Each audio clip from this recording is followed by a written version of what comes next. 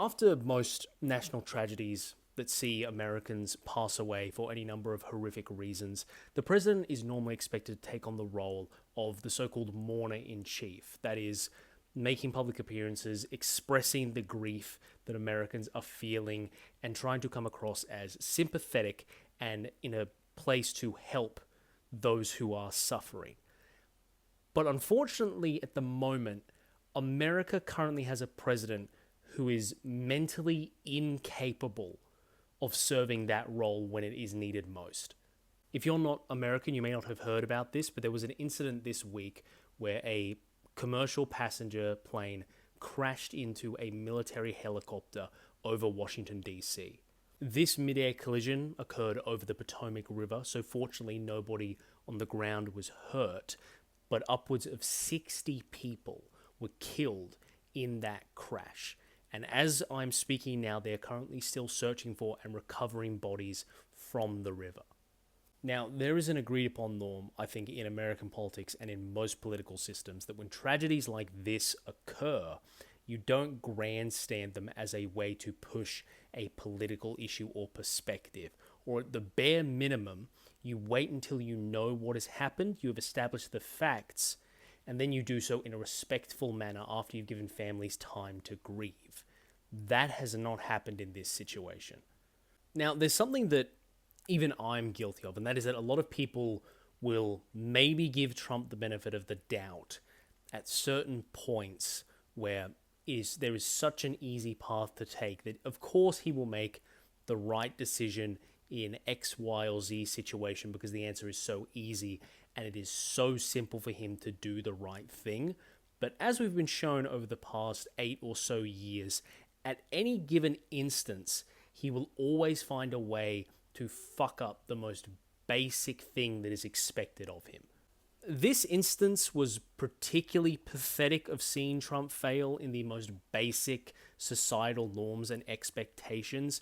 He went out there to reporters to discuss this crash, and he said, I'm not exaggerating here. If you go and watch his words, he admitted that he had no evidence, no facts, and they still needed more information before they actually knew what happened here.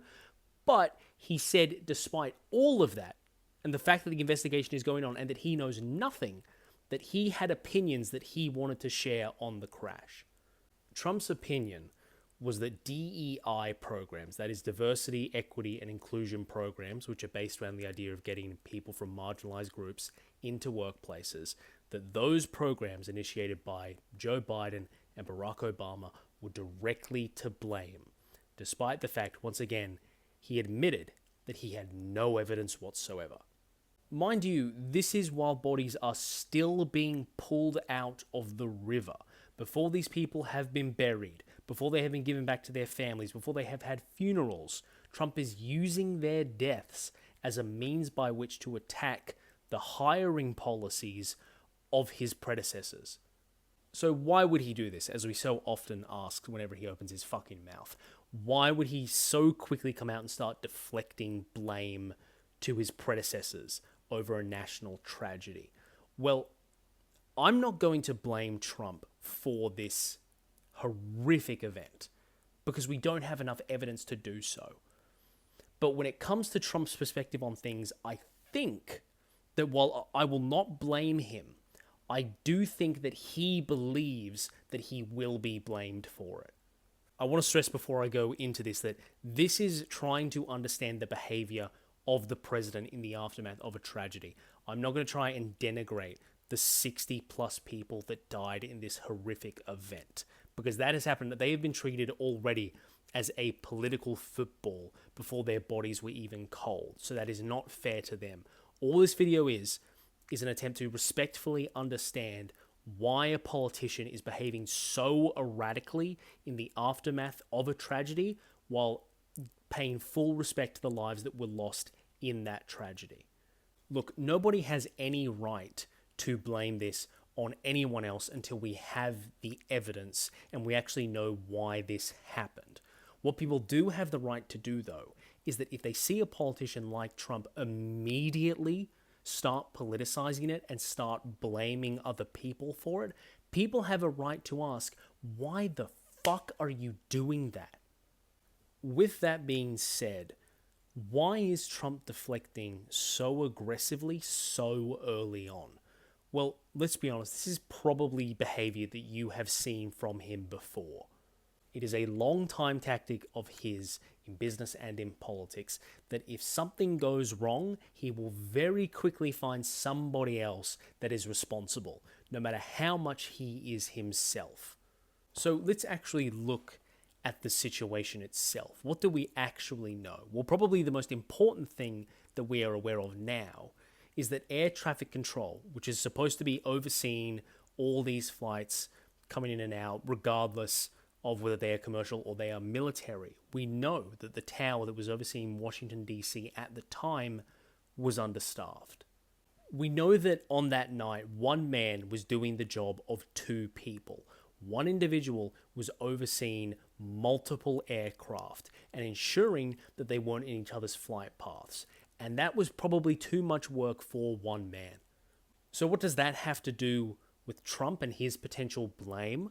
Well, the FAA is generally going through a bit of a staffing shortage at the moment. And that was only made worse by the fact you might remember that Trump, in his first few days in office, ordered an entire freeze on any new hires for federal agencies.